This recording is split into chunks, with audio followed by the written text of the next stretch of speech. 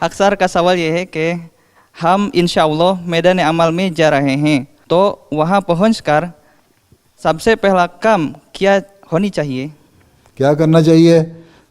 وہاں پہنچ کے پہلے تو دعا کریں کہ اللہ تعالیٰ مجھے اس جگہ جہاں میری پوسٹنگ ہوئی ہے مجھے صحیح طور پر ایمانداری سے، اخلاص سے، وفا سے کام کرنے کی توفیق دے۔ ٹھیک ہے، دعا کریں، اور سب سے پہلے اللہ تعالیٰ سے اپنا تعلق بڑھائیں۔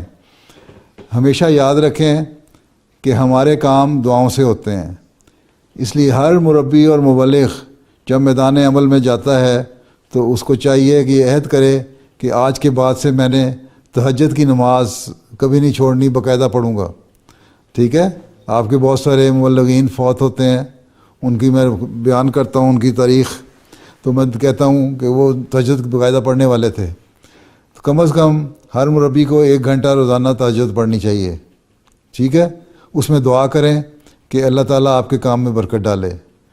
پھر 5 نمازیں جو ہیں باقاعدگی سے، جو آپ کا سینٹر ہے یا مسجد ہے اس میں اگر آپ موجود ہیں وہاں تو مسجد میں جائیں اور 5 نمازیں باقاعدگی سے باجماعت ادا کروائیں۔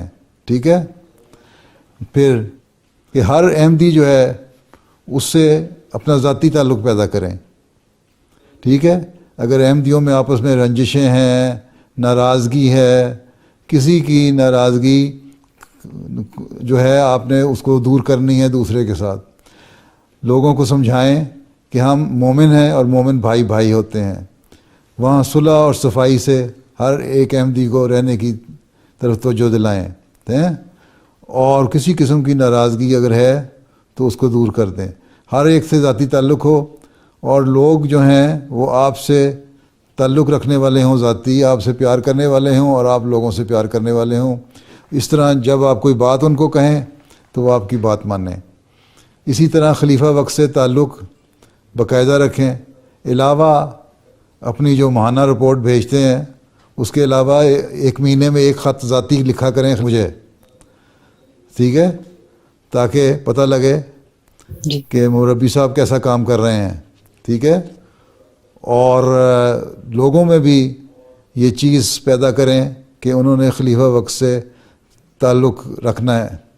اور اب انڈونیشین ڈیسک جب سے یہاں قائم ہوا ہے کافی تعداد میں خط لوگ لکھتے ہیں مجھے، ترجمہ ہو کے آ جاتے ہیں، تو لوگوں کو توجہ دلایا کریں کہ وہ بھی خلافت سے تعلق رکھیں اور باقاعدگی سے ہر ہفتے جو جمعہ کا خطبہ ہے وہ سنا کریں، اور اس میں جو نصیحت کی بات ہوتی ہے، عمل کرنے والی باتیں ہوتی ہیں، ان پر عمل کرنے کی کوشش کریں۔ سب سے پہلے مربی صاحب خود اور پھر لوگ۔ ٹھیک ہے۔